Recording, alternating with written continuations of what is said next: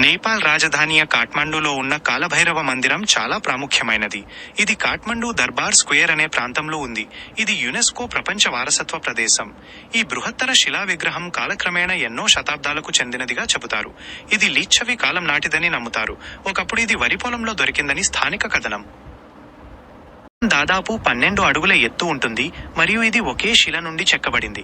దీన్ని కాలభైరవుని భయానక రూపంగా భావిస్తారు మరియు న్యాయానికి ప్రతీకగా పూజిస్తారు. పూర్వకాలంలో ఎవరైనా అబద్ధం చెబితే ఈ విగ్రహం ముందు నిలబడి నిజం చెప్పాల్సి వచ్చేది. కాఠ్మండూ దర్బార్ స్క్వేర్ అనేది కాఠ్మండూలోని అతి ముఖ్యమైన చారిత్రక ప్రదేశాల్లో ఒకటి. ఇది రాజుల కాలం నాటి రాజభవనాలు, దేవాలయాలు, అందమైన వాస్తుకలకు ప్రసిద్ధమైన భవనాల సమూహం. ఇది జీవన దేవతగా కొలిచే కుమారి నివాసం. ఒక చిన్న బాలికను దేవతగా ఎంపిక చేసి ఆమె ప్రత్యేక పూజలు అందుకుంటుంది.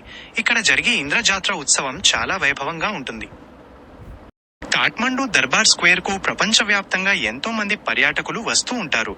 ఇక్కడ ఉన్న అద్భుతమైన వాస్తుకళా నైపుణ్యం, పురాతన దేవాలయాలు మరియు శక్తివంతమైన సాంస్కృతిక వాతావరణం పర్యాటకులను ఎంతగానో ఆకట్టుకుంటాయి. పర్యాటకులు ఇక్కడ స్థానిక సంప్రదాయాలను, జీవన విధానాన్ని దగ్గరగా చూసి ఆనందిస్తూ ఉంటారు. అయితే మీరు మీ వస్తువులు మరియు పురాతన వస్తువుల షాపింగ్ కు చాలా ప్రసిద్ధమైనవి. మీకు అక్కడ ఎన్నో రకాల చెక్క కళాఖండాలు, త్రిభుజాలు, విగ్రహాలు, సాంప్రదాయ ఆభరణాలు మరియు థాంకా పెయింటింగ్స్ దొరుకుతాయి. శ్వేతభైరవుడు కాలభైరవుని యొక్క మరొక శక్తివంతమైన మరియు భయానక రూపం. ఈయన ముఖం చాలా పెద్దగా రంగులు వేసి ఉంటుంది. ఈ విగ్రహాన్ని సాధారణంగా తెరవరు. కేవలం ఇంద్రజాత్ర ఉత్సవాల సమయంలోనే ప్రజలకు దర్శనమిచ్చేలా చేస్తారు. అలా చేయడం వల్ల ఆ ప్రాంతానికి రక్షణ, శ్రేయస్సు కలుగుతాయని నమ్ముతారు.